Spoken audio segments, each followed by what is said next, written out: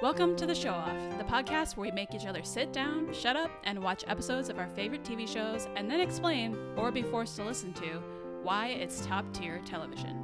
This show is for anyone who has ever wanted to go on endless tangents about their favorite shows, but their friends and family don't want to hear it. We get it. Ditch those losers and come hang out with us instead. I'm Amanda. And I'm Kampy. And this is The Show Off. Previously on the Show Off podcast. What are we doing? WandaVision. WandaVision. It's the finale, baby. Any predictions? I'm sure there's going to be a showdown because Monica has superpowers now. Well, and Agatha's in the mix now. Vision is somewhere. How did it take him? Doesn't he have super speed? Yeah. And Wanda's going to be like, but if I let this go, that means Vision and the kids die. And they're going to be like, yes, you have to let them go. And Vision's going to be like, you have to let me go, Wanda. I'm dead. Yeah, I'm excited to finish the series and then we can too. start Agatha All Along. Yeah. Get to the main event.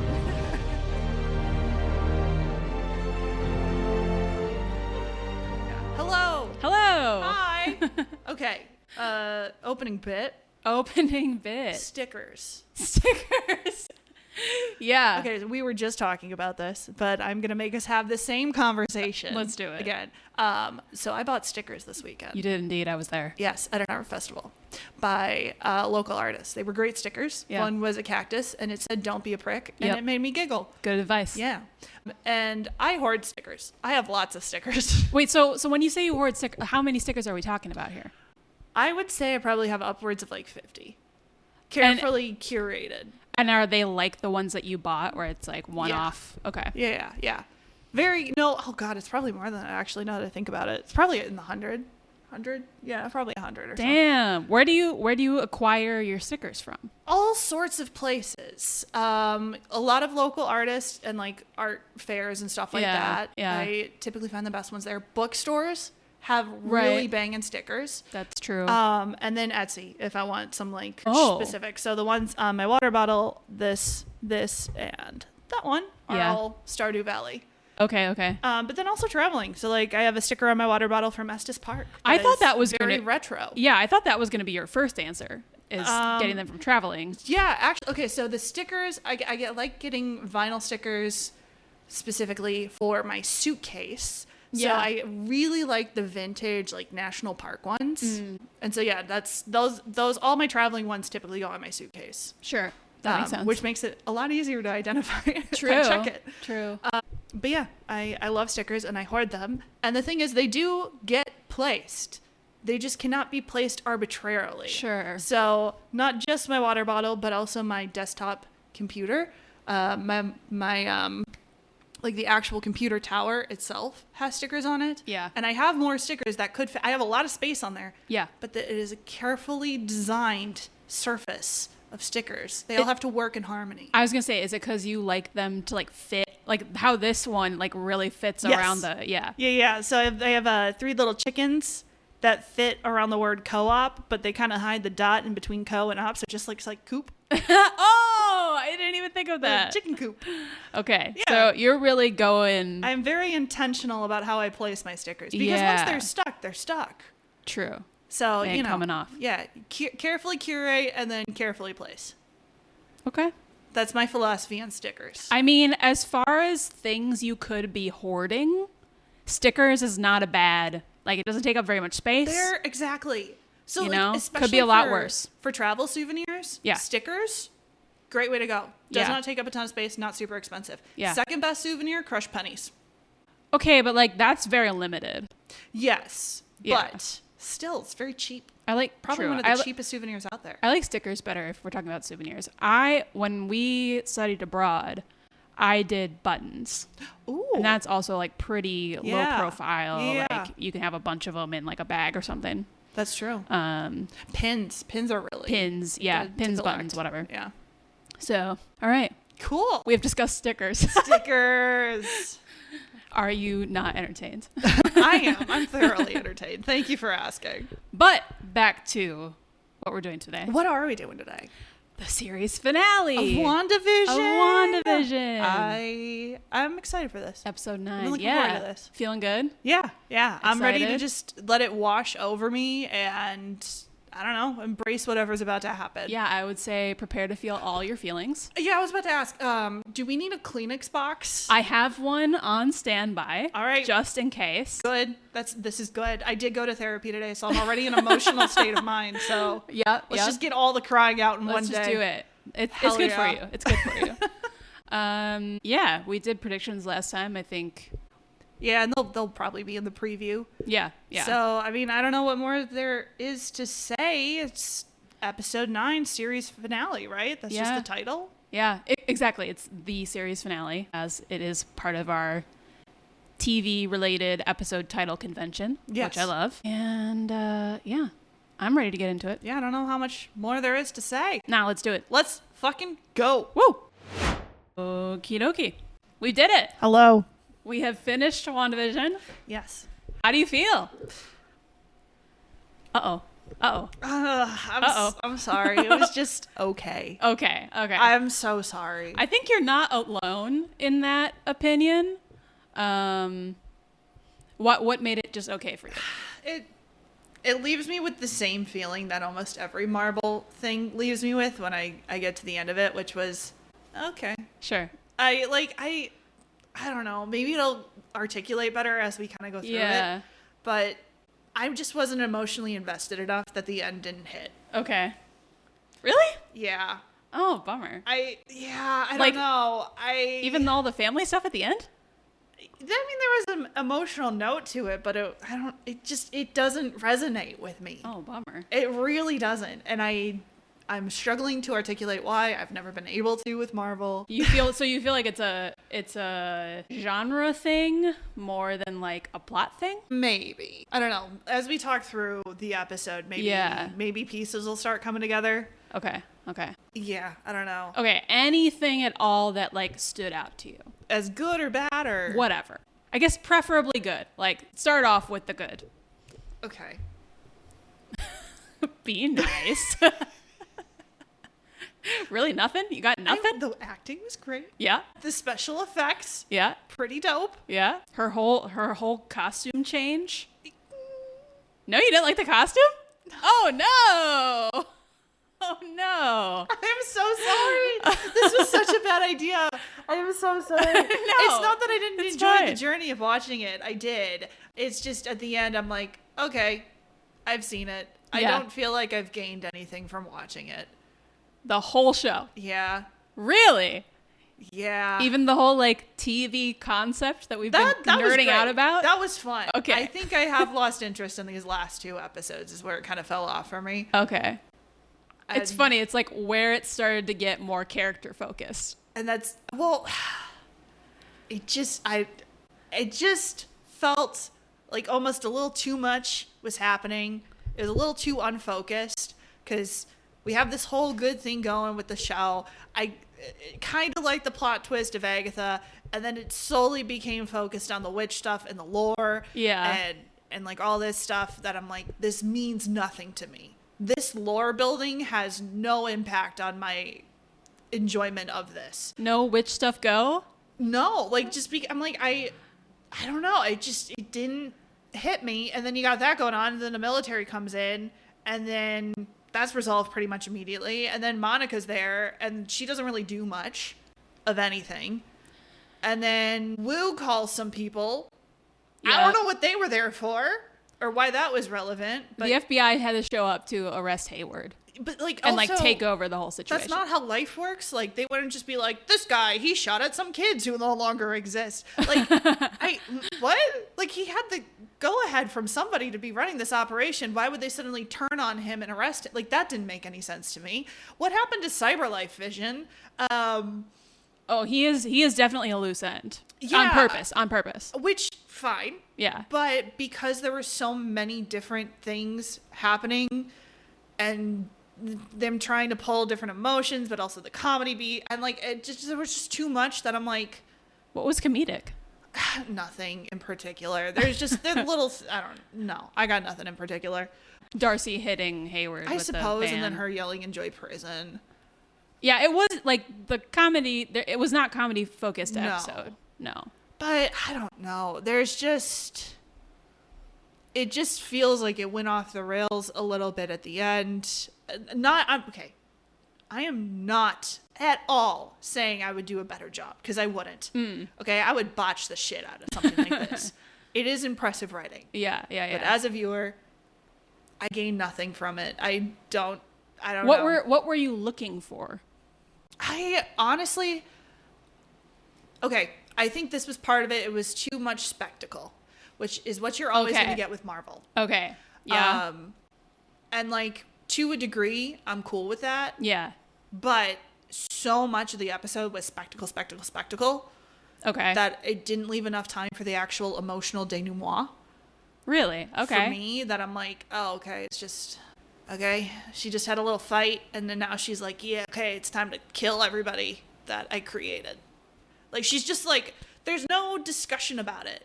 She just has a witch fight, and then goes, rip, bye, kids. I mean, okay. Like, I disagree. There's not enough of a denouement. And then, I don't know, and then the after scene credits just made it worse, frankly. Okay. I was like, oh my god, Marvel, why? And I get it, it's a universe and it's ever expanding, and like that bit is truly not for me. That bit is truly for the fans, and that's Marvel doing its thing. I get it. I don't know.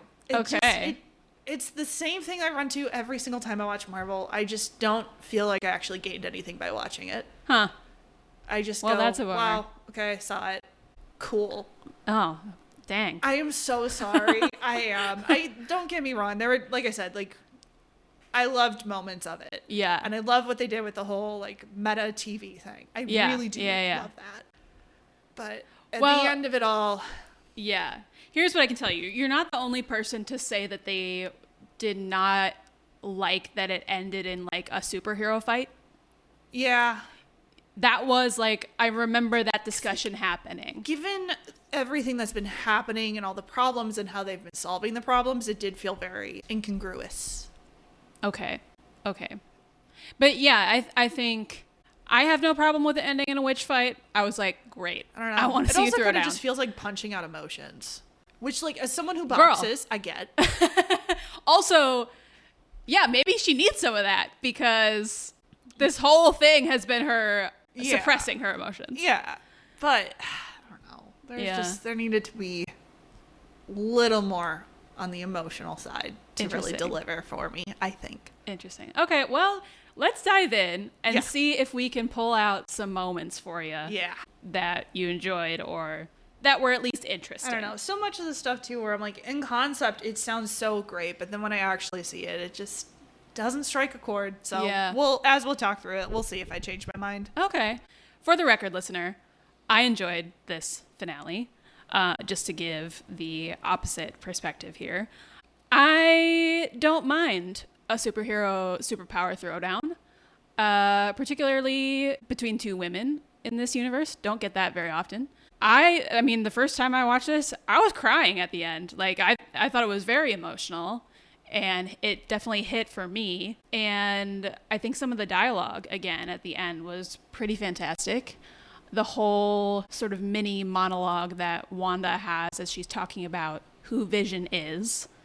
And I did like that. Yeah, and his whole, like, existence and him being a part of her. Like, she, like, initially gives the sort of magical explanation, like, the piece of the Mind Stone that lives in me, but then goes on to, like, say you're my sadness and you're my hope and my love. I like that. I like, obviously, everything having to do with Agatha, and we'll talk more about it. And it does bounce around quite a lot, but I kind of enjoyed that it was like, okay, we had Wanda v. Agatha, then we had Vision v. Vision, and in the midst of the Vision v. Vision fight, they have like a philosophical debate, which is just so Vision coded. I did like that. That was very fun. Like that. Then, yeah, and I agree with you that Monica doesn't have a lot to do, but she does. I'm sorry to interrupt you. Show up here and there. There's too many characters that really don't add enough.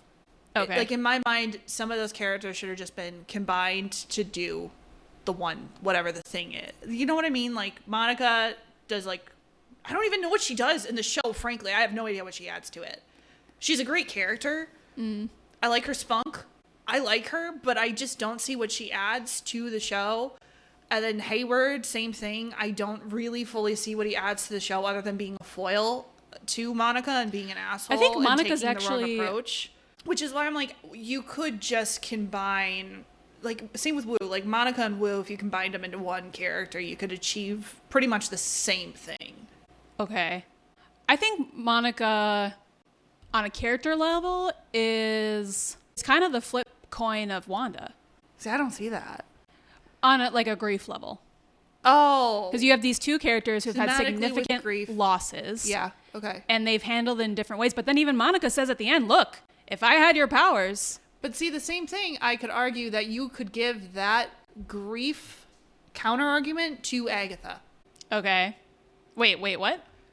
Both women dealing with grief and suffering through grief, but Agatha, takes it out by being just straight up evil with intention.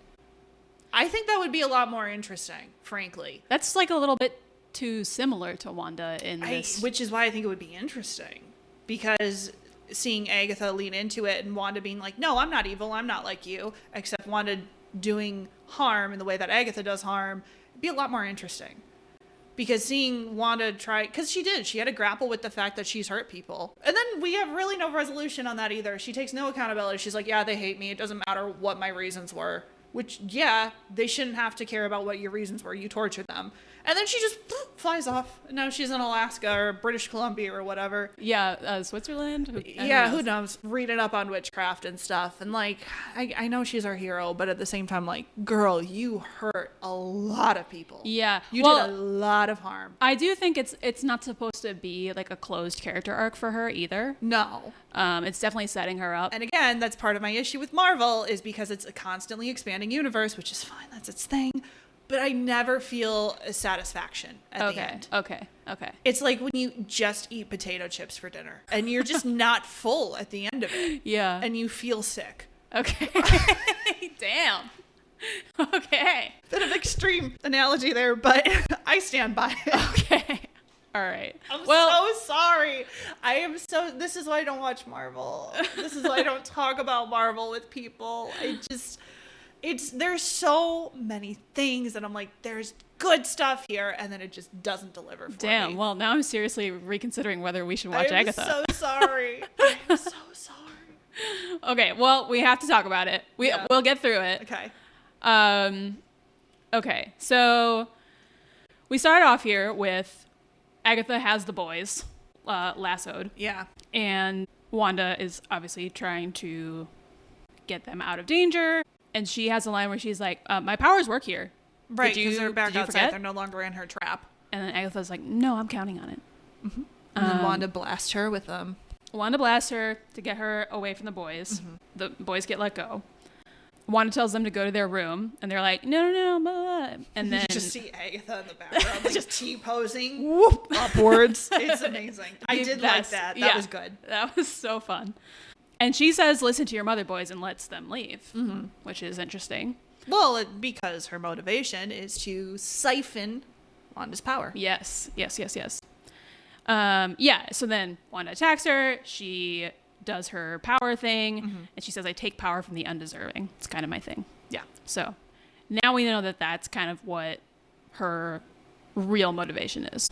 So Agatha's like, why don't you surrender your magic to someone who knows what to do with it? And I'll let you keep this situation going. Yeah. This is when Wanda throws a car at her and goes into her house.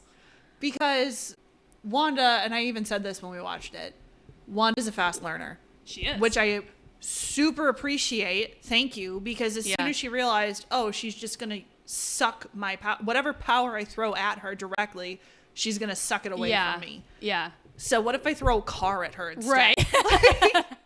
Yeah. I appreciate a character who is smart and adapts quickly and doesn't just go, what if I try it again? Right. No, for sure. Yeah. It is like going back to Agatha's flashback in the last episode of like what happened with her and her coven. Oh, yeah. That's essentially what happened with those witches. Right. They all tried it. And then her mom's like, but if I do it, because I'm the best witch. And it's like, no, not going to work. So Wanda's smarter than them, which is good. Mm-hmm. And yeah, her being a fast learner is going to be like very pivotal. Yeah, later. So this is where White Vision shows up. And well, yeah. Well, no, because she looks under the house first, doesn't she? Sure. And she sees the boots. We get the shot of the boots. Very direct Wizard of Oz reference.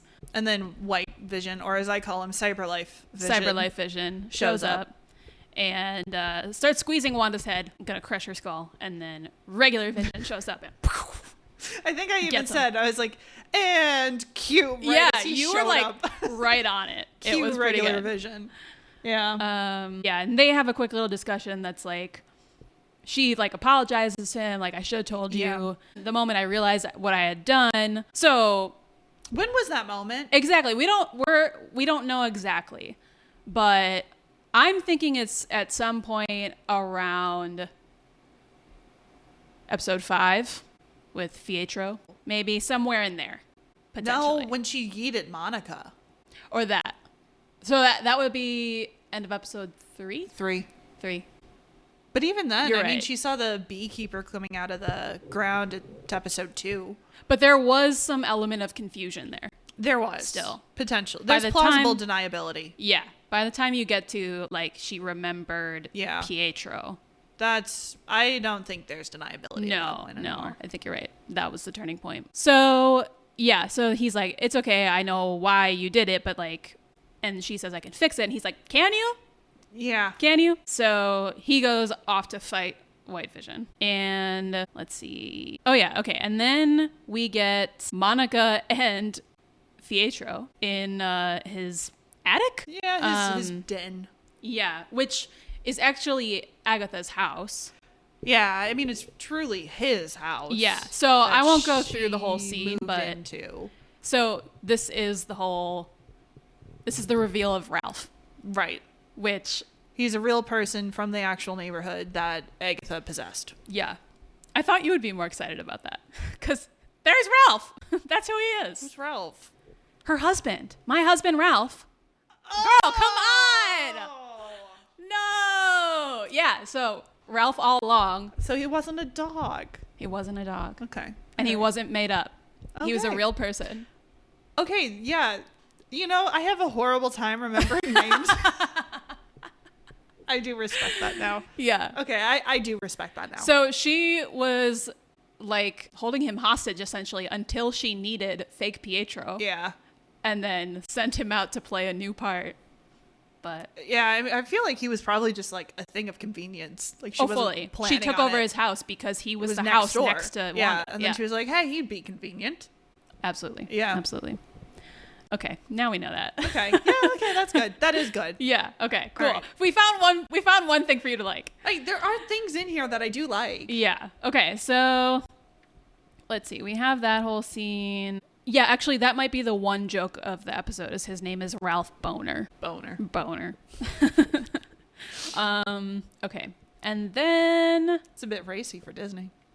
We have then we go back out with Wu and Hayward. Nothing real important here except that Wu's like, I'm going to call the FBI and you can't stop me. Well, I mean, he didn't even say that. He just like, hey, the FBI is going to be here. Yeah. In an hour. He makes a threat to Hayward. He bluffs, but then he follows through. Yeah. Okay, then we're back with Agatha and Wanda. Mm-hmm. And yeah, this is where we get some of the witch lore. All right, so here, before we get into the fight itself. Yeah. Because we're got barely vision on fighting vision, yet. Vision on vision violence, girl on girl action. Oh my god, the whole fandom wishes. I will say, the stakes did feel higher because it's a neighborhood, not a giant city. Yeah. And I feel like with a neighborhood, it's a little bit easier to put, like, I don't know, because it's always, these big fights are always in big cities like New York, right? Yeah. And it's so easy to just be like, oh, the masses. Oh, no, the horror. Whereas a little neighborhood. Yeah. And these are characters you've seen around the neighborhood for the whole season now. Right. So the stakes feel a lot higher, which I did appreciate. Yeah. They didn't destroy a single house, though, only the streets. Okay. Which I thought was interesting. And then the gazebo. And that was kind of it. Which, Yeah, because they were kind of in the town square. Yeah. Which has like more open space. Except for Vision and Vision, who were fighting They initially were all out. So they destroyed the road, library. And I guess they did destroy the library. Yeah. But yeah, it was a little like, okay, we're not gonna go that far. Right. But we are gonna destroy some property. We're just not gonna destroy people's houses. Yeah. And I was like, interesting where you draw the line, Disney. Okay. Yeah. Sure. Okay. The library though. So this is where, Agatha is telling her there's a whole chapter devoted to you in the Darkhold. That's the Book of the Damned. The Scarlet Witch is not born. She is forged. She has no coven, no need for incantation, which actually is a interesting statement with relevance to Agatha All Along, kind of. And Wanda's like, no, I'm not. I'm not a witch. I don't cast spells. No one taught me magic. Agatha's like, your power exceeds that of the Sorcerer Supreme. She's stronger than Doctor Strange. It's your destiny to destroy the world. Yeah, the Sorcerer Supreme. That's why I looked at you, because I thought you would know who that is. You like the Sorcerer Supreme, and you're like, And I was like, I looked at you because I know you've seen Doctor Strange. I don't remember that. All right. Well, Doctor Strange is also called the Sorcerer Supreme. Why can't it be a woman? What do you mean? Why can't the woman be a Sorcerer Supreme? I think there can be. It just isn't Just right happens now. to be Cumberbatch. At the moment. Yeah, at That's the moment. unfortunate. So that was the whole point of that, is to give you a reference on the power scale. Do you see how much now this is like why I don't connect with some of this though? Yes. Where I'm like, I don't care about this lore building. You're just throwing out words at me, like a word salad. And I'm like, okay, like you already made your point. She's very powerful and scary, and you're trying to put labels on her, and she's resisting those labels. But like the rest of it's just word salad. I don't understand it. Sure, yeah, it's building the larger universe. Yeah, and then, again, for the fans, I like go for it, go hard, love it. For me, I'm just like, okay. Yeah. So this is when Agatha unhexes Dottie, who's not Dottie. Her name is Sarah. Hey, I thought she'd come back too. Yeah, and she did. And she immediately goes up to Wanda and is like, I have a daughter. She's 8. Like, maybe she could play with your boys. Or, like, if you could just let her out of her room. If I could just hold her. Hold her. And I'm like, oh, yeah, that's dark. Like, Jesus. Yeah. And Wanda's like, oh, you're making her say this. And Agatha's like, nah, I didn't do anything. Like, this was you. This is your meat puppet. Your I meat just puppet. cut the strings. Yes. Yes. And so the consequences are starting to become more real for Wanda, like seeing face to face, like this is the person who has been freed from your control. She's starting to get confronted by the consequences of her actions. Yeah, exactly. Yeah. And then Agatha starts like unhexing everybody in the town square. Yeah, so everyone is like, I don't even like recognize myself. Like, you're in my head. We all have your nightmares. Yeah. Which was kind of crazy. At one point, the mom from that 70s show starts begging for death. Yes. Yeah. And Wanda's like, no, like, you're all fine. Like, I kept you safe in here. Like, you feel peace. Yeah. And they're all like, no, we feel your pain. Your grief is poisoning us. And finally, Wanda's like, I will let you go. And then Agatha's like, what's stopping you? Just use your power now. Just do it. Heroes don't torture people. Yeah. Which is a fair point. And so Wanda takes her bet. Yeah, exactly. I think meanwhile, one of the children has the mom's in danger. Yeah, Billy vision. and Tommy leave their room. Yeah. And go race to meet mom. are coming towards the town square. Yeah. Where all this is happening. But yeah, so she starts like releasing the hex, the like TV static is like coming apart. Yep. The corners where they meet are slowly like the curtain is parting. Yeah. Vision gets knocked down out of the sky from White Vision and like also crash lands close to Wanda. So the boys are there, Vision's there, and like they all start kind of disintegrating. So then we have Agatha helpfully noting, save Westview or save your family. And all the residents flee. They couldn't flee fast enough to get out of the hex. No, they're just running. They're running away from the clear and present danger that is Wanda and Agatha and Vision squared. Yes. But yeah. Why were they all in the town center? All of them? She was controlling them.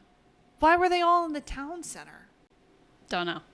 Don't know. I mean, like when Wanda first shows up, everyone's just kind of like going about their business. Yeah, but why were they all there? Well, all the people we know were there for us. So I know. I'm splitting hairs. Okay, so of course Wanda can't let it go yet. She recloses the hex. But this is sorry. I'm trying to think of what's bothering me about the citizens, because I'm like, I am splitting hairs. Why am I splitting hairs? It's because something else is bothering me, which is like, they're not characters. They're just plot conveniences to like drive the point home. And like, that's fine to a degree, but this is such an emotional core of the, like, it should be an emotional core of the journey that Wanda is taking, which is all of this grief that I have been bottling up has been hurting other people, and I need to confront that. Yeah. And instead, it's just a bunch of plot convenient people staged at the right place at the right time to yell at her and tell her off, and then all go away so she can go punch her emotions out. And then at the end, they get they don't get a chance to have justice for what was done to them. They don't get to confront Wanda in like a more meaningful way of like, okay. You know what I mean? So you wanted more like of an emotional conversation about the grief and like the yeah, rather than just being like, oh, okay, that's what it was. Like they're just stating what it is, rather than like it's the whole show versus tell, and you got to strike that balance. And for me, this certain parts, especially of the emotional journey, were too much tell and not enough show. Which is like, if you could just pick one character of the town, one that Wanda connected to on a human level, yeah, and then that person says, I don't actually like you, you forced me to, you have no idea how much pain you have caused me, that would be so much more emotionally impactful than just a gang of people all shouting random things at her. Okay. Anyway, continuing. Okay. Alrighty, where was I? I'm so sorry. I really, truly am. Yeah, I mean, you can't help what I want to like reaction. This stuff, and there's like I said, there's so much here that I really do enjoy, but there's just some stuff that irks me. Yeah, you have the right to be irked. I was irked by Over the Garden Wall. This is my revenge. It may very well be. It may very well be. Okay. So Wanda recloses the hex, but not before the sword people can squeeze scoot through. So they do that. Then we have like a quick little family reunion, which is cute. And then everybody goes into Incredibles mode for a minute. Yeah. This was kind of cute. Which was fun. And then I do like the line that she delivers with, boys, we didn't prepare you for this, but you were born for it. Yeah, Vision says, your mother and I never really prepared you for this. Wanda says, but you were born for it. Yeah, that's a banger. That's a good one, yeah. Fighting, Wanda's like, take care of the military boys. Mm-hmm. I'm going to go handle this. Vision goes off to fight White Vision again. Yeah. And then we get the Vision library fight. Yes, okay. And this, a little bit of spectacle, okay, fine. And then the philosophizing, which I do love. Yeah. I did love that. Yeah. Yes. He brings up the ship of Theseus. The ship of Theseus. So they're fighting in the library. They are fucking up this library. So sad. And then, but I do appreciate that it's like the setting is a library where they're about to have this philosophical discussion. You know? I think I even said at one point, because they were like shooting the laser from their vision stone, and I went, it's a mind fight. And now they're in a library about to have a different kind of mind fight. Yeah, I like it. So Vision asks White Vision, why are you doing this? Mm-hmm. And White Vision is, my programming directive is to destroy the Vision. And he says, but I'm not the true Vision, only a conditional vision. True. And that's when you're like, oh, okay. And White Vision just says, I request elaboration. Which I love. And I love the tone. Like, it is, it's Paul Bettany doing both voices, but there's like a very obvious tone difference. Well, the White Vision, CyberLife Vision is a lot more robotic. A robot. Yeah. Pause on that. Back to... Quick question. Yeah. Is the guy who plays Vision, did he play Geoffrey Chaucer in that one movie with Heath Ledger? Girl. Knight's Tale? Yes? I think. That's probably why I can't take Vision seriously. That's funny. Oh, God. That movie was like, what, 2001? Something like that. Yeah. No, I think you're right. Classic. I think he's in that. Such a good movie.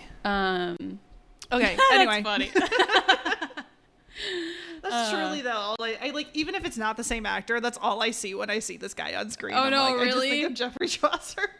Bummer. Okay, and then we go back to Agatha and Wanda. Or should I go through like the full? I want to go through the whole Vision fight. Okay, let's go through the full Vision fight. We'll do the boy scene and then we'll end on cool. Agatha and Wanda. So yeah, we do the whole ship of Theseus. Right. What is the metaphor. true ship? What is the true ship? It's- Over the time, its planks of wood are replaced with new planks. When no original plank remains, is it still the ship of Theseus? Yeah, it's the question of identity essentially for the two of them. What is the true Vision? What is the real Vision? When? Yeah. It's a basic essential question. The of conclusion identity. White Vision comes to is neither are the true ship, and both are the true ship. And then the non-cyber life Vision. I don't know how to quantify these two. Qualify. Vision and White Vision are Vision easier. and White Vision. I mean, he does bring up the point too of like the wood rot, right? Yeah. And this is where I lost the metaphor, where I was like, huh? Okay, yeah. We can talk through it. Because he's like, perhaps memories are the wood rot, like the wear and tear and the weathering, like the elements that Theseus himself touched. And I'm like, okay, this is cool. Like integrating how your identity isn't tied so much to your being as it is to your memories. I'm like, that's neat. And then he goes, you still have access to that data. And I'm like, where's the metaphor now? So that's where I lost it. Yeah, so let me just read it real quick. So they both say, neither is true ship, both are true ship. And then White Vision is like, but I don't have the Mind Stone. And Vision says, and I don't have a single ounce of original material. Perhaps the rot is the memories, the wear and tear, or the voyages, the wood touched by Theseus himself. White Vision says, I have not retained memories, but you do have the data. It is merely being kept from you. So, yeah, to me, that was, you do have the wood rot. It is merely being kept. So, yeah. Well, I think it was Vision changing. He just shifted away from the metaphor and into the, hey, dude, you want to remember shit? Well, and like, it is being kept from you, like you are being lied to and yeah. controlled. Which is like, yeah, give him a different enemy to go for. Yeah, give him all the information so he can have agency. And that's where White Vision says a weapon to be more easily controlled. Certainly you are the true Vision for you believe yourself to be. And Vision says that was once the case, but upon meeting you, I've been disabused of that notion. So I love how like philosophical the language gets here. And Paul Bettany's just like smooth English accent makes it very digestible, I feel like. That is true, yes. So he like Vision is able to apparently unlock White Vision's memories of the original Vision. His data can't be like completely deleted, right? Yeah. He's too complicated of a being. Yeah. And then White Vision says, I am Vision, and flies away. To where? He is gone to the Vision show that has yet to be aired. Yeah. Which, hey, I love a fight that is resolved with just philosophy. That's kind of great. Yeah, exactly. That was kind of banging. So is that what you wanted for like Agatha v. Wanda? If you're going to have a fight scene, it needs to propel the plot. Oh my gosh. You can't just like, this is why I hate Bay movies too. You can't just have spectacle for the sake, and this is totally just preference. Spectacle bores me unless there is something within it that is driving the plot forward. Yeah. I'm a little more middle of the scale. Yeah. I like some spectacle. I also like some meaning. I prefer to have both, but I can appreciate a good spectacle as well. Okay, now this is where the transcript is going to start failing me because should we talk about the boys with the military? The boys get the military's guns. They use their superpowers. They get the guns. Hayward, storms out and is like, well, I'm just going to shoot these kids in the face with my gun. Yeah. Because. Yeah, that I will admit. What the fuck does he know about these kids? What was his motivation to suddenly shoot children? I mean, the only thing I can think of is like he knew they weren't real, but they were also affecting his soldiers.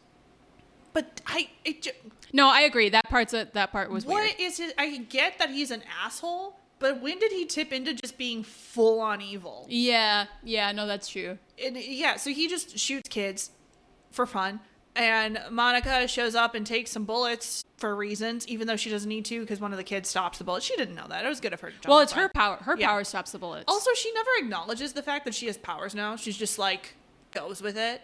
Which, on one hand, like in a moment of crisis, respect. Yeah. But on the other hand, like not even a single nod to being like, huh. Damn. Well, I think there is a moment in the last episode where she does the superhero landing.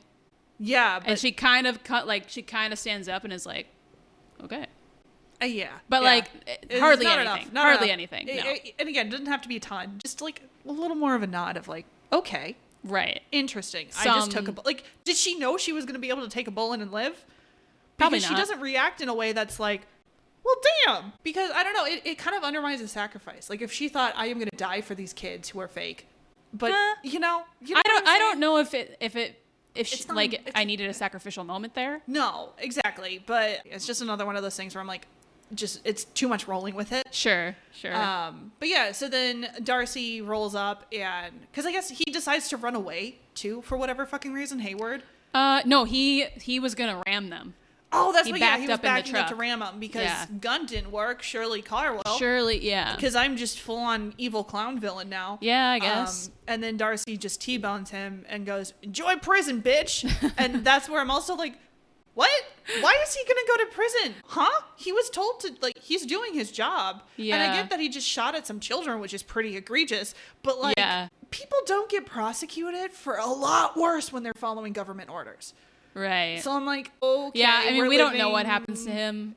Like, we see him get taken away, but we don't know what actually happens to him.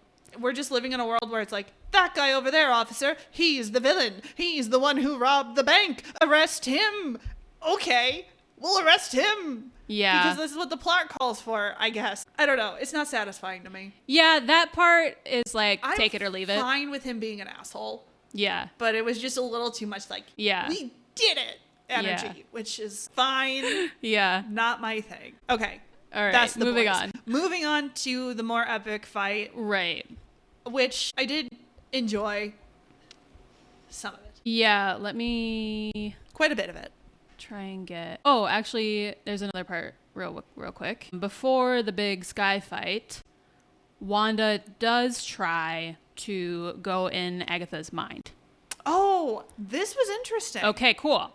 Great, we got somewhere. Yeah, because she like goes invisible and then sneaks up behind her and goes boop to her temple. Yeah, and this is like an OG Wanda move. Oh, really? From Avengers Age of Ultron. Oh, cool. Yeah. So like this is like one of her first initial powers she mastered probably. And in Age of Ultron, like when we first meet her, she's going around to various Avengers and like fucking with their brains. That's cool. And like messing with their PTSD. That's really cool. Yeah. So this is her bringing back that all the, and like That's interesting. She hasn't really used it much since then. So this is bringing that back, which is nice. That's and they did the same effect and everything. And then she's weaponizing people's PTSD against them. See, that's interesting. Yeah. Except, joke's on her because this is not Agatha's trauma. This is Agatha's triumph. Yeah. Only, maybe a little bit of both though, because she does like access the memory. Did try to kill her. Yeah. That would be pretty traumatic. Yeah. But so, Wanda thinks that she has Agatha on the ropes. Agatha's playing into it because... She is Agatha. A dramatic bitch. She is. She really, truly is. She's a dramatic bitch. And she's like, no, please don't. And then all of a sudden, like, everyone turns on Wanda. They're, like, calling her a witch, calling her the Scarlet Witch. Mm-hmm. Then they end up tying her up on the stake. Yep. She starts getting her little crown. Yep. Why did that start appearing? I don't need an answer. Because it looks cool. It does look cool. I don't need an answer. It's just one of those things where it's like, okay. The answer is like, I think, foreshadowing her full like costume. Yeah. And it's like a very identifying piece of her costume from the comics. Yeah. So that's why.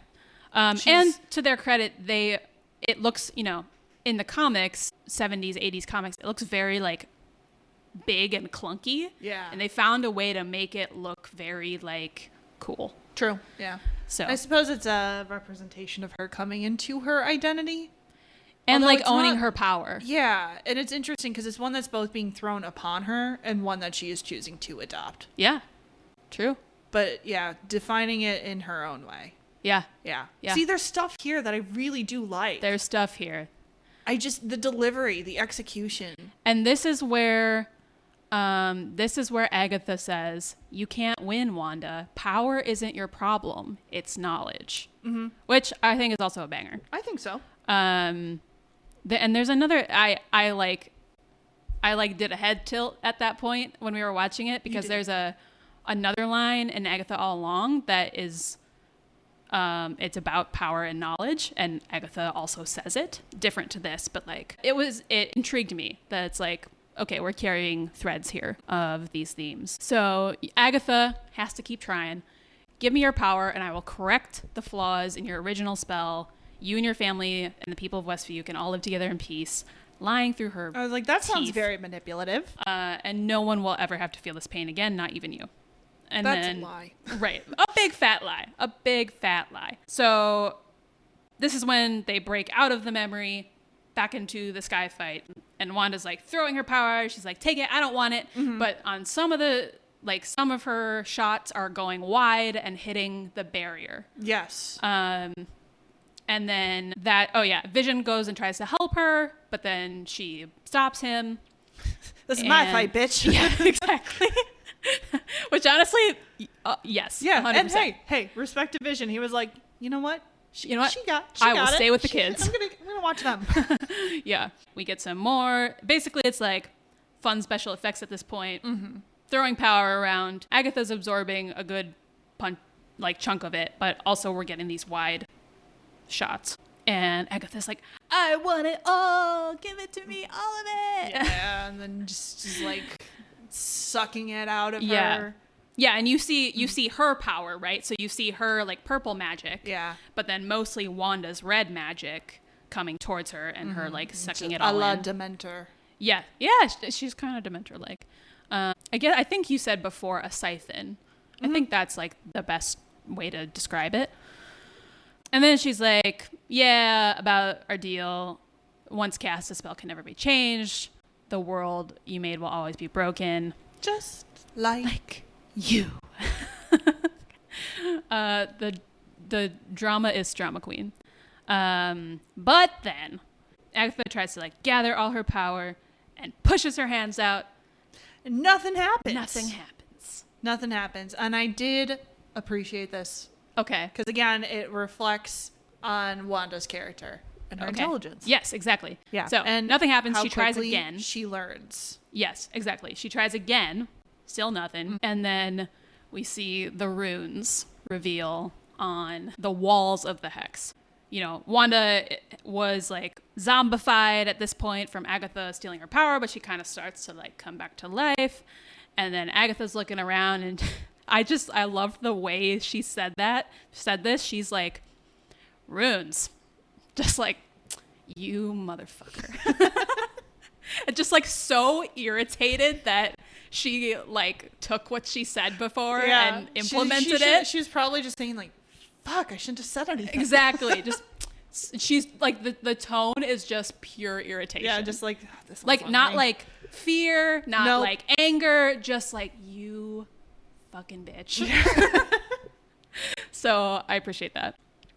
And then Wanda literally recites back to her, in a given space, only the witch who casts them can use her magic. Mm-hmm. Thanks for the lesson, but I don't need you to tell me who I am. Yeah. Again, more themes on identity. Yeah. And then we get like the full costume, power surge. And this is acting out what we saw in the last episode of her like seeing this vision of herself. Remember that in the flashback?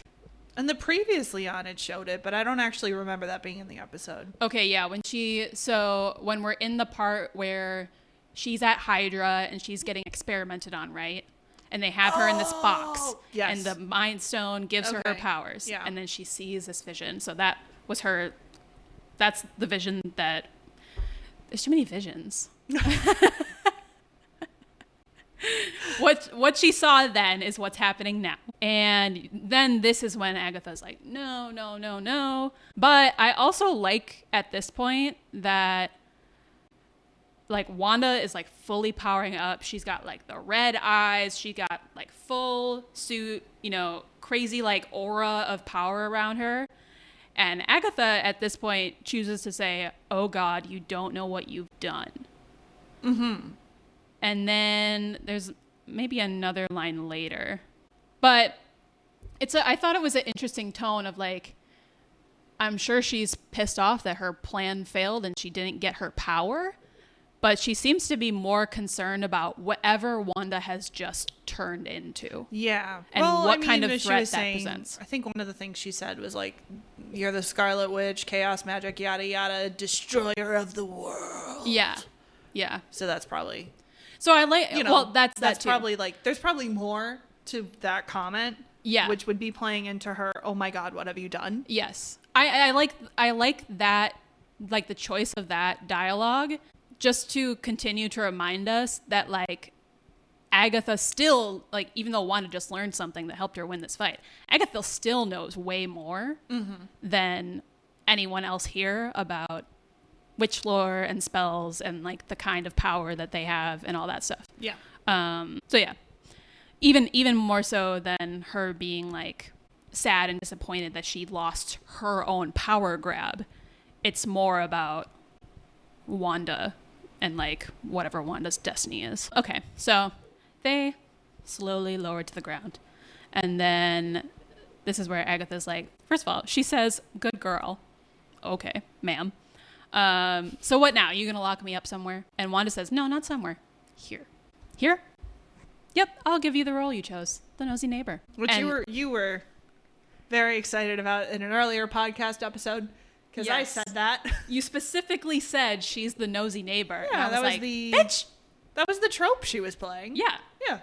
And this is quite possibly her worst nightmare, so a good punishment, I guess. She like tries to say, "No, please don't." Wanda says, "I'm sorry." And Agatha says, "No, you're not. You're cruel. You have no idea what you've unleashed. You're going to need me." So again, like this plea of like, I have more knowledge than you are going to need. But Wanda says, if I do, I know where to find you. And then we get her in her like nosy neighbor. Yeah, she like persona. Taps her and she goes back to being Agnes. Yeah. How you doing, hot stuff? Immediately starts I must have left flirting the with stove Wanda. on. Or is it you? Hot stuff, yeah. I'll see you later. Not if I see you first. Yeah. Okie dokie, artichoke. I do love the way she delivers those lines. Yeah. Excellent. And like, yeah, and like a little ghost of fear or something behind her eyes. Catherine Hahn, the actress, is definitely, her smile is unsettling. Yes, in that scene. She nailed it. For sure. So that's the end of Agatha for WandaVision. And then we get the whole fam going back to the house. Okay, because like, sorry, now I'm mulling this over too. I don't dislike Agatha, obviously. I'm enjoying it. I don't dislike some of the witch stuff. Yeah. It just feels a little out of place. Out of place? Or from left field. Yeah, I don't know, because the show is exploring a lot of emotions and a lot of trauma, and then all of a sudden it's like, we have to do lore building and like, what's the character origin story for Scarlet Witch now? So it just felt like a hard left turn. It just, the expectation I was set up with from the first few episodes, it just pivoted so hard into, this is still a superhero property, which it is. Oh. Which it is. Okay. But that's part of where it kind of, like, again, it's so hard because I do like Agatha and that whole element. It just felt so forced to me. But I don't know how you would do it better. Yeah, I don't think you could. Therein always lies the problem. Yeah, I don't think you could. I don't know. Yeah. Yeah. Okay, so this is our final scene. We get back to the house. Vision and Wanda are tucking in the boys. And yeah, this is where some tears were shed when I first watched this. Sorry, I'm still mulling over my last I'm so sorry. But editing this is going to be fun. I know. I feel horrible for both of us. But it felt like the show started as, these are some real world consequences of what it means to have great power and not have control over yourself all the time. Yeah. It's an interesting thought and an interesting like thing to explore. And then it kind of lost that in the last episode to just be like, but it's cool to have this power. And then it's okay. This is the comment I wrote down, and I'm going to say this now. Okay. I'm going to say this now since before we get into the denouement of the emotions with all these superhero things, it's so removed from you and I, and I guess that's part of it. Yes, that's what I want. Yeah, to be able to. This is going back to our Doctor Who discussion. It is.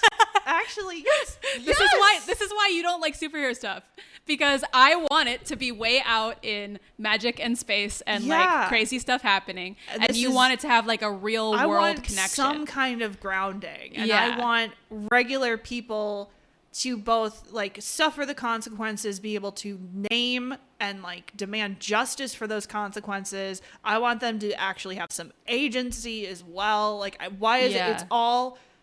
It's the superheroes are the main character, obviously, but also like you talk about main character syndrome in the real world, right? Like these worlds that have been built literally revolve around anybody with powers.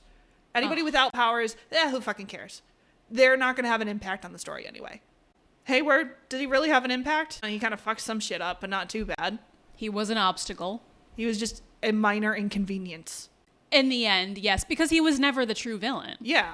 Yeah. But that's what I mean. Like, there's no, So that's and like, I don't, that's right. where we're at. It completely comes back to our Doctor Who discussion.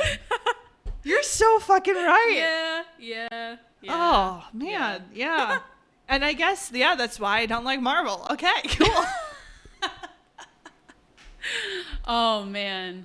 I want a little bit of grounding. I, myself, as a viewer, want to take an emotional journey where I learn something from it in the end. And I can take away a little piece and grow a little bit myself, having seen the characters grow. And when they're so far removed from us. So you don't think Wanda learned anything from this? No. Really? Not really. Nothing at all. You don't think she processed anything? No. You don't think she got any kind of closure from this last conversation? I think she got some closure. That's not the same as learning something. Well, in her case, it was all about working through, like this whole thing has been about working through her grief. Yes. I think she reached a better place than where she was at the beginning with her grief by the end. But can you really say that she learned and grew when she literally does not face the consequences of what she did? She just leaves that town. She leaves the FBI. She leaves any people that could, like, she just tortured people and held people hostage. Yeah. And she was aware of it at a certain point. She became aware of it. And she refuses to deal with the consequences of that and just, Yeah, away. I don't mind that. First of all, who's going to be able to do anything? Yeah. Against her, first of all. Yeah, second of all, I'm not a person who like needs a character to confront their like moral failings and like become a better person always. Sure. But I'm just like, how you're saying you've dealt with and processed your grief. She did. At least to some extent. I'm not saying it's fully dealt with. But the damage she caused in processing that grief does not mean it means that she did not process in a healthy way.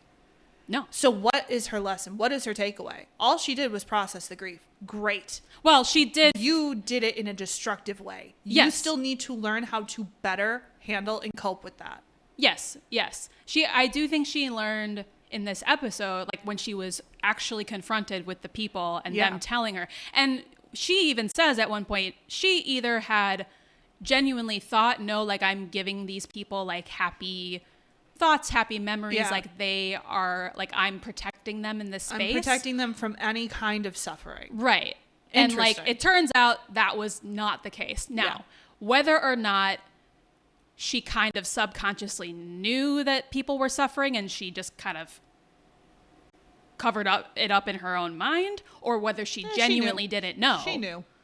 I think it's a little bit of both. But she was in denial, but she knew. Yeah, that was the point where she was like truly confronted with everyone's like physical existence, emotions in front of her face. So that's when she really decided, okay, I will at some point make this right. But yeah, to your point, like there's not, like she's not going to go to jail. Nope. She's not going to There's get... no consequences. No, besides her own, guilt. Right. And, like, she basically puts herself in exile. But, yeah, I mean, it's hard to say what the consequences would be. And also the consequences that she hasn't already suffered. She's already lost her family. Yeah. She's lost her brother. She's been imprisoned at one point earlier in the MCU. She got dusted. Because I think it still comes back to the question of identity, which is a big theme. And at one point, she identifies herself as the villain when Monica is like, he wants to paint you as the villain. And she says, maybe I am. Yeah. And then as Agatha is trying to throw this identity on her of the Scarlet Witch and the Destructor of Worlds, she says, no, you don't define me. Yeah. So what is her identity then? I think the whole thing is like she still doesn't know. It's ambiguous. Is she a hero? Yeah. Is she a villain?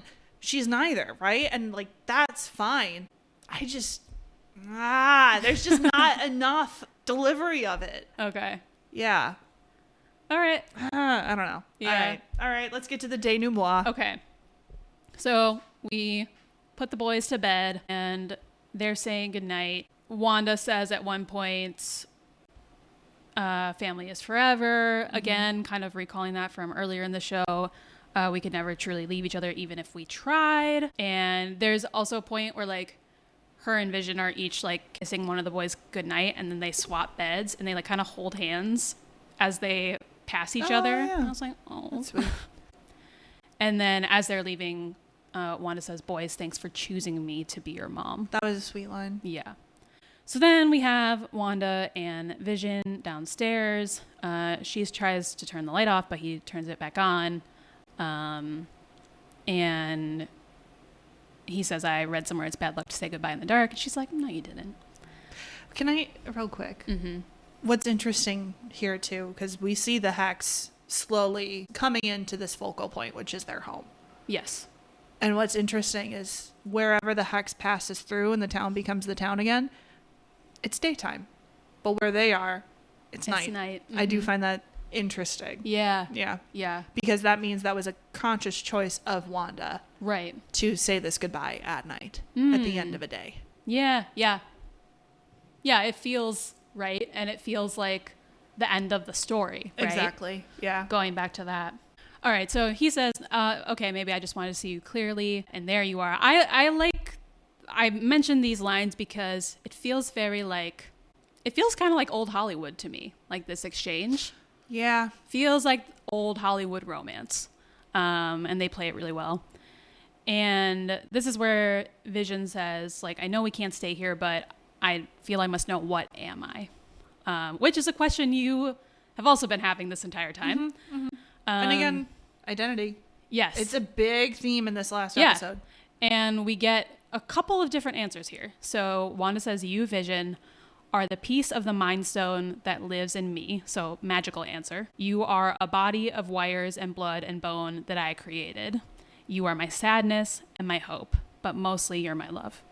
So I think that's really beautiful. And then Vision says, I've been a voice with no body, a body but not human, and now a memory made real. Who knows what I might be next? We've said goodbye before, so it stands to reason we'll say hello again. And then he's starting to disappear. We do the, like, peeling back the layers of the eras around them. Yeah, that was cool. Yeah. That was cool. And we end on black and white, of course. And he vanishes, says, so long, darling. And then everything disappears. Mm-hmm. And Wanda's back in her, like, outfit that she was wearing. Yeah, and it's the lot that she had walked up to prior. That's just a foundation with no home. With nothing else, which, damn, what a visual representation. Yeah, that, well done. Yeah. Very well done. Yeah, and then Wanda just kind of walks through the town, which again, like, doesn't make any sense. Like, this is for us, because she had a car. She could have driven away. No, she threw the car. Oh, was that what it was? Yeah, but she also could have flown to the center of town. But whatever. We got to be dramatic. She chooses to moodily walk down the street. You know what? She needed some time to think. Yeah, for real. And she meets up with Monica. Mm-hmm. Monica says they'll never know what you sacrificed for them. Wanda says it wouldn't change anything. I appreciate this acknowledgement deeply. Yeah. It would, like, even if I tried to justify my actions to these people I hurt, it wouldn't change anything. Yeah. Like, good on ya. Yeah. That's right. And that's a good line. Yeah. Exactly. She's not trying to make an excuse for what she did. Yes. I do appreciate that. Yeah. Yeah. So I think here it seems like it's less about consequences and more about acceptance. Yeah. Okay. All right. Okay. So, because like we were talking about, like, there are no consequences. No. At this point. Yeah. Or if there are, she suffered through them already. That's part of what irks me. Yeah. Yeah. It's like she suffered the consequences preemptively. Yeah. And, like, there's so much of Marvel that I watch. Like, when you see New York being destroyed, okay, what are the consequences? There's no, there's going to be no consequences for so much. 2.5 hours is going to end, and then we don't know. Yeah. Yeah. Like, there's so many things that happen where it's like, yeah, these are the stakes. Yeah. But because there's never a consequence in Marvel, it's not really a stake. Well, and like, yeah, and then there'll be like later movies and shows and whatever that try to incorporate things. Yeah. To kind of fill in some of those gaps. Yes, yeah. But it is partially like you can only do so much in 2 hours. Yeah, yeah. But I think that is like, as a universe, maybe you get more out of it. Yeah. As an individual property, that is a failing of the individual property. Yeah. In my opinion. And that's, it's still a very successful, very good property. And it's allowed to be whatever it wants to be. But for me personally and my preferences, that is a shortcoming. You want the real world. I want a little scooch of the real world. I want a little bit of consequence. Okay, so back to Wanda and Monica real quick. I do find this interesting as well. Wanda says, "You don't hate me," to Monica. Mm-hmm. And this is where Monica's like, well, I lost my mom, and if I had the chance and I had your power, I would do the same thing that you did. Yeah. I know I would. So that's really interesting to me. And going back to my point about like Wanda and Monica being two sides of the same coin in some respects. Yeah. And Monica knowing, like, yeah, I probably would have went off the deep end too, if I had what you had. Yeah. This exchange, I appreciate this whole exchange. Right. I do like this as well. Wanda says, "I'm sorry for all the pain I caused." Sorry, I'm just the empathy that Monica is showing. Exactly. And this is why I do like Monica as a character. And Wanda saying, "I'm sorry for all the pain I caused." Monica just says, "I know." Wanda says, "I don't understand this power, but I will." And then they say bye. Why did nobody hug her? I know. I mean, that woman needs a hug. Yeah. Wait, someone had to hug her. Wanda? I mean, Wanda. Yeah. Yeah. Her and Vision got a kiss, but not a hug. And we've already talked about the emotional power of a hug. Yes. True facts. And if you, dear listener, don't know what I'm talking about, just go watch the scene with Uncle Iroh and Zuko and tell me that is not a powerful hug. Yeah. We love a good hug on this podcast. You need a hug. No, she doesn't get a hug. But she basically flies off. And then we have these couple of end credit scenes, which I'll skip the one with Monica and Wu. Doesn't really matter. Okay, I'm sorry, too. Now that I'm thinking about it, too, and this is... The scene between her and Vision is emotional, but there is no emotional catharsis release of, like, she had her fight, she punched it out, but, like, why didn't she cry a little bit more? Why didn't she, like, her expression of grief is just violence, basically. Or masking the violence and the grief. I don't know. Like, well, we just any kind of moment of recognition, a little more tears, I guess. But, if that's not within her character... Yeah, we saw her have the tears in the flashback when she originally creates the world. Yeah. And she's standing with the deed to the house. So I guess this is supposed to be her being like, okay, I'm over it now. This is this is like I said, more acceptance. Yeah, yeah. So it's like she has fully worked through, or as much as like the first layer, maybe the first couple layers of the grief. It just doesn't feel, because it doesn't feel fully resolved yet. No, and I don't think it's meant to be fully, but it's like, that's what grief is, right? Like there's stages. Like it comes and it goes. So I think we're meant to believe that through this whole thing, she has worked through, particularly with this kind of final conversation with Vision. And like Vision almost even gives her some hope. That's true. I've been all these different things. Also, there's another Vision out in the world now. Who knows what he's like? And he has all of regular Vision's memories now. Yeah. So it stands to reason we might meet again. Whatever. So, yeah. I just, again, it's so hard to articulate because it's just one of those things that for me doesn't resonate. Yeah. And I think it's just a preference, personal preference. Absolute bummer. Anyway, real quick, we do get this final scene of Wanda in a cabin. This is a oneer, by the way. It is. It is just like a slow, constant zoom. Yeah. So that's kind of cool. That is. Yeah. So that's impressive. Right. Damn. I was surprised you didn't say anything when we were watching it. I was absorbed. Yeah. Mostly I was just looking at the landscape like, oh, yeah, fuck yeah. It is really pretty. Yeah, so wherever she is, she's in a cabin on a lake. There's mountains in the background.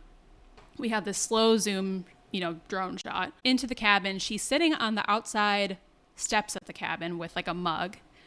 And we hear the tea kettle. She goes inside to take the tea kettle off and pour her tea. Mm-hmm. But then we keep going into this other room and you're like, wait, Wanda's right there. Where are we going? I thought it was going to be cyber life vision. Yeah. And then we see in the back that Wanda has astral projected herself. Yeah, she looks like Vishnu.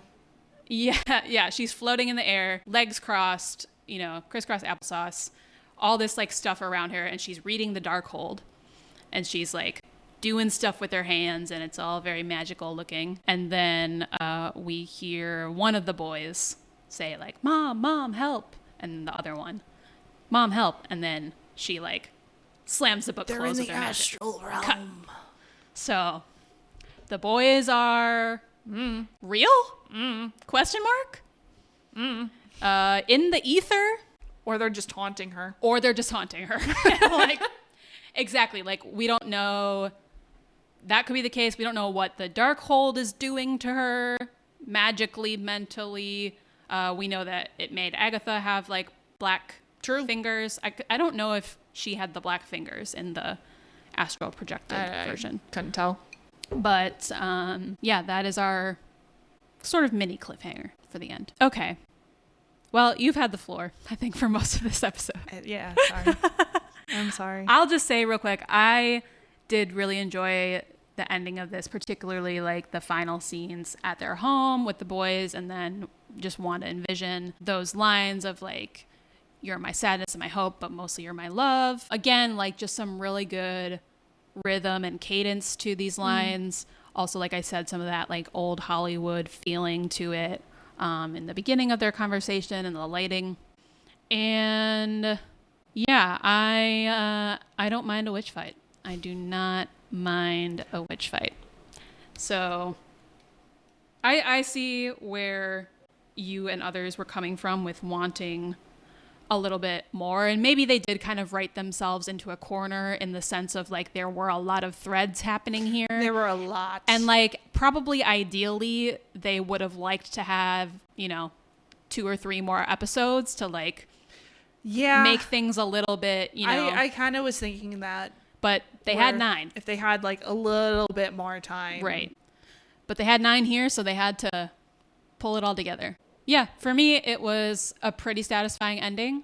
I think similar to you, I'm like, yeah, maybe there could have been like better things here, but I don't know how they would have done it. I don't know how. Fuck, I'm not a writer. I don't know. No, I'm just pleb. Fuck if I know. Yeah. So okay, we've done it. We have. I was gonna say I feel like we should do a rating for the whole show. Yes, yeah, and I will say just to end. Overall, I did like the show. Yeah. Okay, overall, I did like it. We were having a really good time until this episode, and honestly, hanging out with you and watching the show was a very fun time. Yeah, I did like it. Yeah, it's just there are little things about Marvel that irk me that I never feel fully satisfied. So, but overall, I did enjoy the journey. Cool. I do want to say that I'm not a total hater. Are you still open to watching Agatha All Along? Absolutely. Okay. There's enough intrigue for me to want to watch it. And I do feel pretty confident at this point there's probably going to be a few Marvel things that irk me. Yeah. But I'm invested. Yeah, I think not. Well, yeah, we'll find out. Yeah. We'll find out. No, I'm invested. I'm intrigued. I can say it only gets witchier from here. Yeah, plus, is it Audrey or Aubrey? Aubrey. Aubrey Plaza's in it. Yeah. So, like, yeah. Really can't complain. Plus, Catherine Hahn is just great to watch. Yeah. And honestly, seeing her as, like, the lead. Yeah. Like, just take charge. Yes. Of a whole show. I have a awesome. feeling I am going to like it more. Yeah. I have a feeling you are, too. Yeah. I mean, I like it more. So, no, I'm in. I'm invested. Okay, cool. All right. Rating for the overall show. Rating for the overall show. And, like, pull any reference you wish from the whole thing. We have a lot more to play with here than we usually do with our episode ratings. Oh, you're so good at thinking of these on the spot.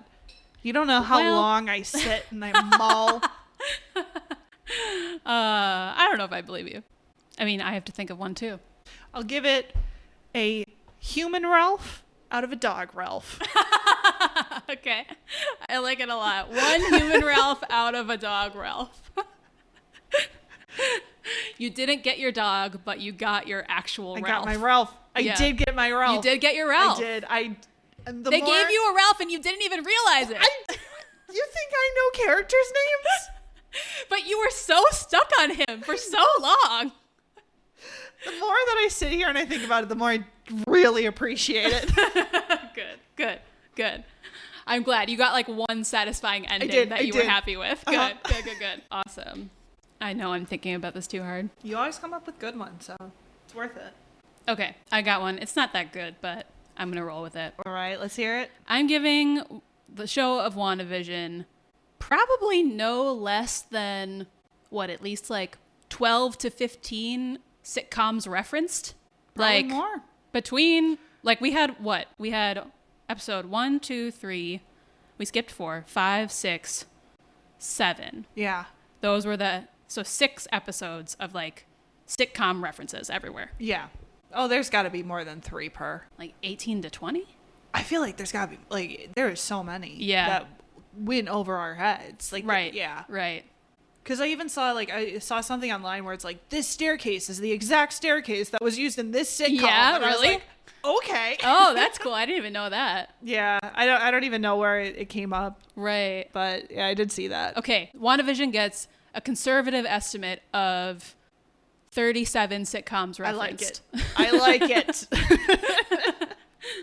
Perfect. Yeah, Brilliant. honestly, so freaking impressive, man. Even if you didn't like how the plot turned out, the technical excellence. Everything before those final episodes, I am so impressed with. Yeah.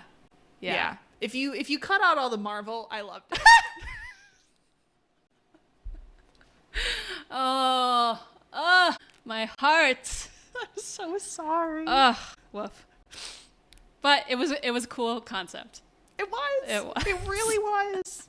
All right, we've done it. Guess what? You're up next. We're flipping the script. Because I am woefully unprepared for this category. I did force it. You did a little bit. It's your turn to pick. So why don't you tell us what category and what show you're picking for the next episode of the show off? Yeah. So our category is comedy. Short form, sitcom, whatever your flavor. Very topically relevant. We're doing comedy. Yeah. Yay. I'm so excited. This is my preferred genre. This is Kampy's genre. It is not mine. No. Not that I don't like comedy. I just don't gravitate towards most of them. We're like opposites. It's not that I don't like drama. I just don't gravitate towards it. Yeah. Which is maybe the problem with you reacting to a drama, a full show about. Anyway, this is why it's so fun to have a podcast together. We're doing it. Yeah. No, we're doing comedy. And it's my pick this time because I've got so many comedies I want to talk about. Yeah, it's back-to-back Kampy. Yeah. So, as you know, I have been embarking on this adventure of watching new TV shows lately. You have? I have, yes. So this year alone, I have watched What We Do in the Shadows. Yeah, and this is new to you TV. New to me. Yes. So it's my 3rd time watching. So you've watched the whole show 3 times through? I'm working on this the 3rd year. watch through. This year? Okay. Yeah. I'm working on it. Have you just been like, end it and restart? Or I've thrown in some other things along the way. I've been watching Letterkenny. Oh, right. You told me about that. Yep. I did need a break from it. It got a little too Canadian for me. Little too Canadian. Yeah, okay. Just for a minute. So I needed a break, which is why I went back to What We Do in the Shadows. Yeah. I started another new show recently. Okay. Which I did finish already. Maybe you've heard of it. It's called Wilfred. Wilfred. I think I've heard of it. Does it have fucking Elijah Wood in it again? Was it on FX? Yeah. Yeah. Is he a dog? Not Elijah Wood, but Okay, there's a dog. There's a guy in a dog costume in it. Mm-hmm. Yes. Sorry, yes. that's all I got. So it's Elijah Wood. He tries to commit suicide. It fails. And he hallucinates that his neighbor's dog is a grown man in a dog suit that no one else can see except for him. Okay, I've seen at least some of this. Yes. So with this comedy pick episode, I have decided to go with Always Sunny in Philadelphia, which is my favorite show. Oh, wait, you're not picking that show? No, I just wanted the bit. Oh, I was about to be like, wow, the unknown theme of Elijah Wood throughout this season of the show. I just really wanted to get him in there one more time. All right. Always Sunny in Philadelphia. We're watching Always Sunny. This is my favorite. I think I said this before on the podcast. Yeah, wait, Bob's Burgers is your favorite. Bob's Burgers and Always Sunny. Bob's Burgers, okay. Top tier. Always Sunny is like just underneath Barely it. underneath that. Okay. And I have seen Always Sunny probably about half as much as I've seen Bob's Burgers, which is still a fuck ton. Okay. It's probably like maybe 6 or 7 times I've watched the entire show. And how many seasons is it? It's still going, isn't it? It is still going. How many seasons? 20 plus, right? Now? Jesus fuck. How many do they have? They're on 17. Oh, okay. Which I have not seen any of 17 yet. I like to wait for it to all come out and then I just binge it in one go. Are they all equally funny? All the seasons? No, definitely not. Where there some point along the way, probably around season, I want to say like season 15, 16, the last 2. Actually, no, it was more than that. It was like 14, 15 were kind of bad. Okay. I'll say it. Okay. And then season 16, there were a few episodes in there where I'm like, they're starting to find it again. So we'll see about 17. I did enjoy 16. But still, overall, like, even those seasons that are bad are still good. Yeah. They're still enjoyable. Okay. And there's only a few episodes of the show that, like, when I'm rewatching the entire show, there's maybe 1 or 2 episodes total that I skip because I just don't like them. All the other ones, I'm like, yes, it's this episode again. But yeah, it's basically an anti-sitcom is a way that I've heard it described before. Okay. Which is basically taking all the tropes of a sitcom and just bastardizing them. Okay. So, like, for example, one thing that I heard it described as like, you never find it weird and you never think about it, but characters in sitcoms, think of How I Met Your Mother or Friends, they just stay in the same place, hanging out with their friends and not really growing or doing anything with their lives. But we never think about that. And, like, I don't know, like, there's slow moments of character growth, right? So it's more about the jokes. It's more about the jokes. Yeah. And so Always Sunny just leans into it of like, look at how pathetic these people are. They have not changed a bit. They're hanging out with the same people. They're doing the same shit they did in high school. They're still getting high. They're still getting drunk all the time. Yeah. Like, they're not cool. Let's make fun of them. Okay. So it's an anti-sitcom. And I think So it's like funny at the character's expense. Exactly. Okay. And then so this is a type of humor too where, like, it's not for everybody. Yeah. Because the joke is on these characters. They are the pathetic losers. They're the ones you're supposed to be laughing at, not with. And yeah, it's just funny to me. It's very antithetical to something like Bob's Burgers. Yeah, very opposite. Yes. Literally. But I find it highly enjoyable. So let's do some stats before I give you the episode pick. Right. So creators Glenn Howerton and Rob Mack. Oh, I also get to talk about how this show is pitched in our next episode. Ooh, I love so that. Excited. I love talking about pitches. Yeah. So it stars Glenn Howerton and Rob. His last name is not Mack. I thought it was it is actually Mac. I thought it was longer than that. You thought that was short for something? Why am I so confused right now? Anyway, Charlie Day, Caitlin Olsen, and Danny DeVito. Yep. I knew that. Yep. Run on FX. We're 17 seasons in now. And it's still on FX? Still on FX as far as I'm aware. Wow, that's probably their biggest moneymaker, huh? It has to be. Nominated for 3 Primetime Emmys, got 4 wins, 17 nominations in total. It's, yeah. Nice. So, episode that we're doing. Okay.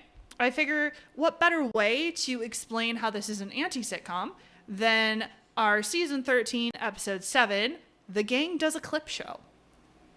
Okay. Oh, God. See, okay, hold on. Actually, you know what? I'm going to ask you what you want to do.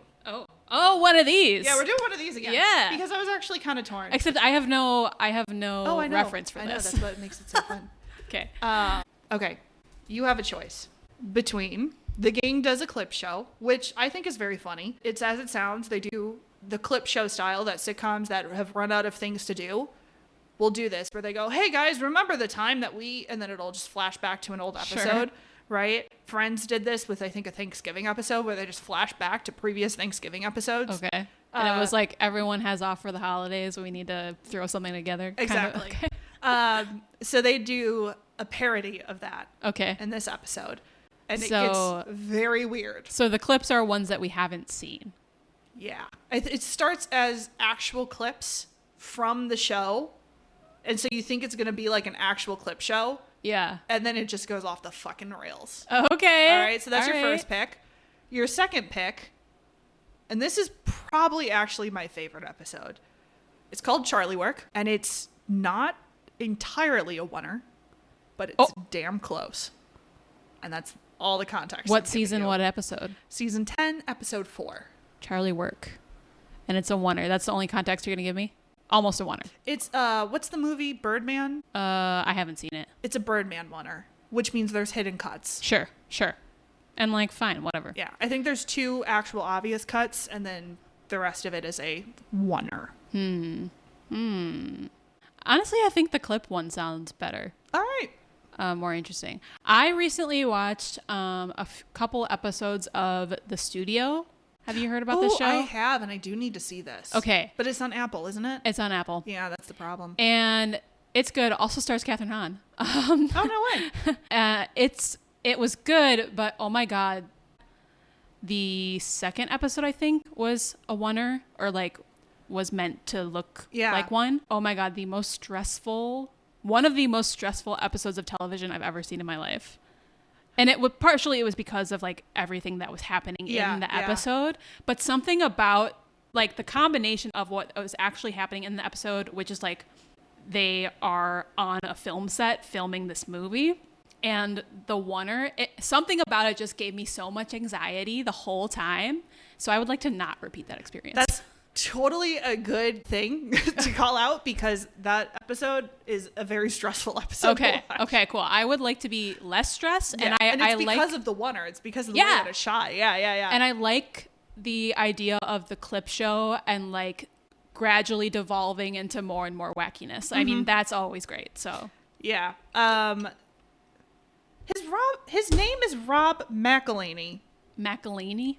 I knew it. I fucking knew it. Okay. I'm not crazy. Was IMDb I mean, I'm a little crazy. Or? It was IMDb. How dare you, IMDb? So I think, I'm trying to think of what context you need. I haven't like actually come prepared for this today. I just had this in my head that I would do it. Okay.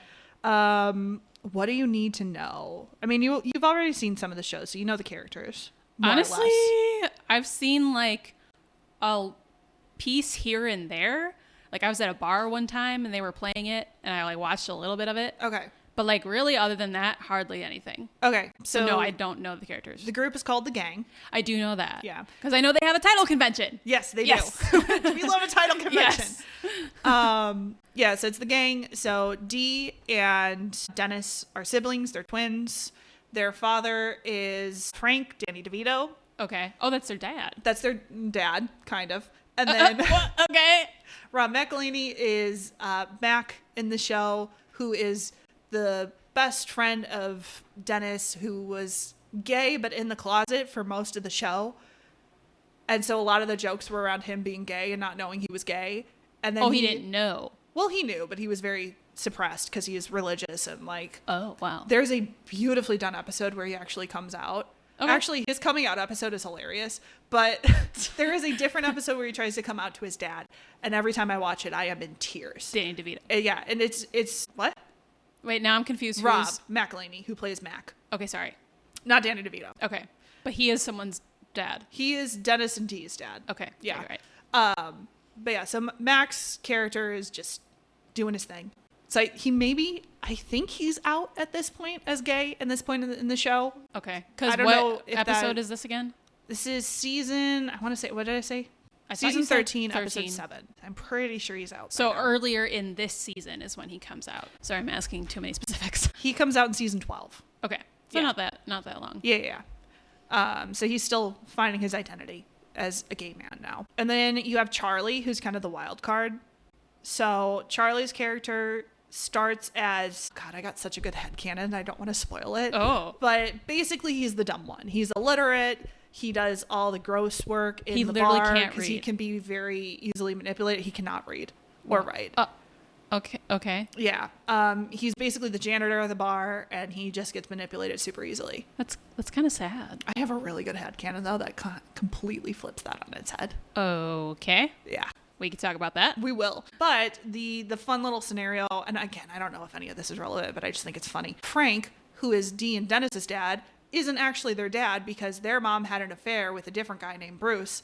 So they're Bruce's kids. So Frank isn't their real father. And it turns out Frank might actually be Charlie's father because Charlie's mom was a literal whore. And he did get her knocked up, and he took her to get an abortion, and the abortion didn't take. This is all very soap opera sounding to me. But none of it's ever actually confirmed. It's they subtext. try to do a DNA test, and it's just a blood bucket that's full of all kinds of blood. What? No! I hate that. No! So there's often jokes about, like, you're not even our real father, Frank, versus you might be my father. So that might come up. I don't know. I haven't watched this in a minute. Okay. I'm going on a journey right now. And then the other thing to know for this episode. Okay. There is a character. Her name is the Waitress. She's played by Mary Elizabeth Ellis. That is her character name, the Waitress. Because the running gag is no one knows her real name at all. And she shows up constantly, and we never get her real name. Sophie Devereaux coded. She's just the Waitress. The Waitress. And Charlie has been obsessed with her and has been stalking her since high school. Okay. And to be weird. Yeah, there is. I mean, again, the joke is on how pathetic these characters are. At one point, very recently, in the context of the episode we're going to be watching, Charlie finally had sex with the Waitress. Okay. So it was a huge moment. Okay. A moment for the show's history. Yes. Yeah, truly. Because that was one I didn't think would ever come. No. I almost said something, but you just jumped on that one. Dang. But you do need to know that they had sex. That is relevant for important. this episode. Okay. And that is all I'm going to tell you. Damn. Okay, can I ask a follow-up question? Mm-hmm. Since I have no previous knowledge of the show, is it fairly obvious where the clips stop being actual previous clips of the show? Good question. Because I'm not going to know the difference. So if you know how many clips it is, that might be helpful. So the switch happens because you'll see a bunch of flashbacks. The switch happens because Mac tells a story of oh, you remember when this happened? And then Dennis will jump in and be like, that's not what happened. This is what happened. And so it's at that point that it starts going off the rails and they start doing crazier and goofier things. But does it all connect in some way eventually? Or is it just everyone just has competing? Yeah, they start having competing narratives. There's a Leverage episode like this that I have to show you. Actually, maybe we watched it. I've only seen 2 Leverage episodes. It's called The Rashomon Job because it's based off. You told me about this. Okay. Yeah. I will be showing it to you. Yeah, and I find that one interesting because I've recently watched Rashomon. Okay. Cool. But yeah, that'll be the point where you'll realize it. And I'll even tell you what the scene is. Dennis leaves the gang. He's it's a season finale episode where he's I'm done. I'm not going to be here anymore. I'm going to go be with this woman who I got knocked up in North Dakota and go be a father. Okay. And he turns off the bar lights and leaves. And then he comes back the very next season, the first episode, because that's the joke. Right. But Mac misremembers that as him and Dennis running away together. Okay. Because Mac romantically has a crush on Dennis. Oh. I should say Mac is in love with Dennis. Okay. Yeah. So that's where it starts to go from these are actually clips that have happened to wait, what the fuck is happening? Okay, cool. And then it'll just be very obvious from there. Okay, sounds good. Yeah. Sounds good. All right. Well, I am excited to watch the show because I know it's one of your favorite shows. Yes. And because I have been around more than one like dinner table conversation where people start talking about this show and I have no idea what they're talking about. When people start throwing out quotes.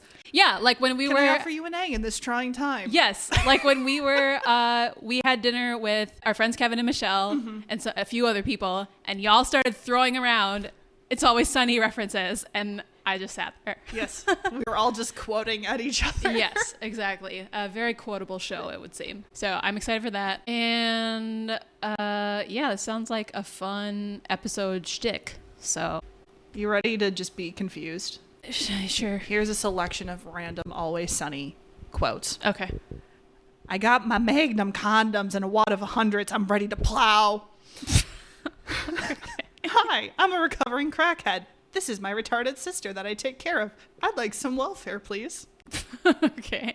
Bird law in this country is not governed by reason. What else? What are some good ones? My favorite Frank quote, besides "Can I offer you an egg in these trying times," is I only got a few years left and I want to get real weird with them. That's Danny DeVito? Danny DeVito, okay. Yeah. And I'll leave it there. Okay. All right. Sounds good. Cool. Our first comedy... Well, not our first comedy show off, but first of this category. And then I'll have to come up with something. You will. I sort of already came up with one, and I think that's probably what I'll go with. Yeah. But I'll think about it. Otherwise, we can break the rules however we want. True. But no, I think I have a good pick. All right. So, well, with that, you can yes, subscribe to the pod. Okay, cool. Where? On YouTube and anywhere else you get your podcasts. That's pretty neat. You can also leave us a comment on YouTube. Sweet. YouTube. Yeah, sure. That's it though, right? Yeah, that's the only place. Okay, cool. That's the only place. And that's the show. Email us at the show. No, wait. You can leave us a comment on Spotify. Oh shit. I swear to God, guys, we'll stop. Next one. I'm going to put my foot down. One more time. I'll put my foot down. We're done. We're done. But you could leave us a comment. Honestly, I think this one would be a great one to leave us your WandaVision takes. Oh, yeah, I would love to hear. Are you on Team Kampy or Team Amanda? It's like some of the comments on the Doctor Who episode. I thought it was really fun. Interesting. Yeah. It was fun. So, yeah, leave us your take. Yeah, if you, similar to Kampy, liked a good chunk of the show, but then was let down by the ending. If you're more like me and you enjoyed it for pretty much what it was, and stay tuned for Agatha All Along in the future. Coming up. We'll take a quick break here with these Show Off Pod episodes, but then we'll be back in a new space. I'm moving. Yeah, we might be recording from mine again. I know, that's crazy. Yeah, to think about. Hopefully, there's no motorcycles. I know. You may be getting some more traffic noise. Yeah, motorcycles. I live next to an ambulance baying down the street from a fire It's station, really great for recording. So. It's really great. It's fine. But either way, you can also follow us on Tumblr. I am trying to keep up with this season, posting there. And you can email us at theshowpod@gmail.com if you wish to share your thoughts there. And other than that, we'll see you guys next time. Bye, y'all. Bye. Thanks for listening to this episode of The Show Off. If you enjoyed this one, go ahead and leave us a 5-star rating on Apple Podcast and give us your review of our episode pick for this week's pod. You can also email us at theshowoffpod@gmail.com. See you all next week.